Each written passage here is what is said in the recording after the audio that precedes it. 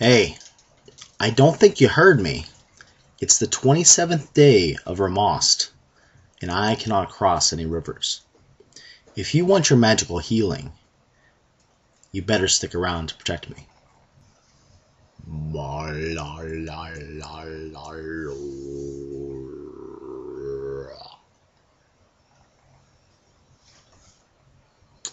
So what am I talking about? I'm basically talking about role-playing clerics.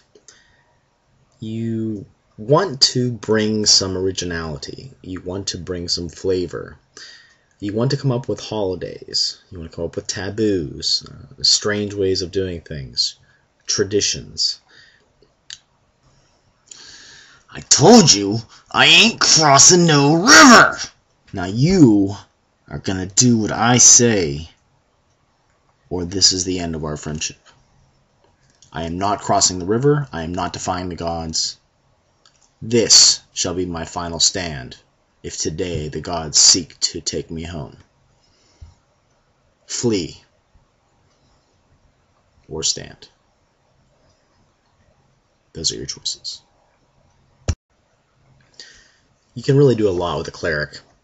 You can really bring a lot of flavor to the game that really can originate from the player themselves and doesn't have to be from the GM. Yes, you might want to talk about what the god is and how it fits into the setting, but if you have a pretty cool GM that's willing to work with you, they'll literally, just sit back and just let you guys talk and sort of flesh out the setting as you go. The example I just used at the beginning of this video with the a certain day of a certain month, a certain cleric not being able to cross rivers or water, and how that would be very difficult if you're traveling. If in most cases you could probably just camp for the day or rest, but there might be issues with that.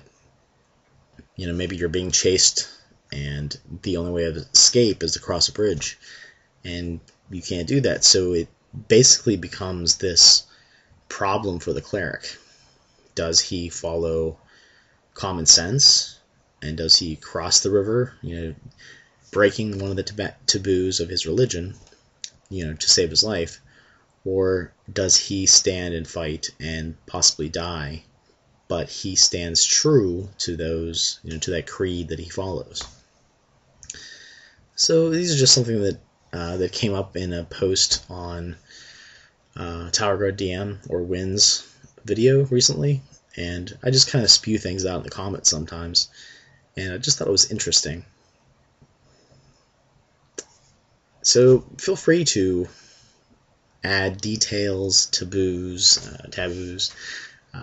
just different traditions that might not have ever crept up in any other RPGs that you've ever played in before. You can really just make it up.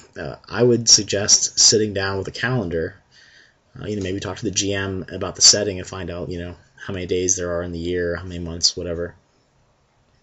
Maybe even just make a calendar for him and say, hey, here's a calendar for your setting. You probably never thought about this level of detail before. And, here's the different names of the months as far as, my culture calls them.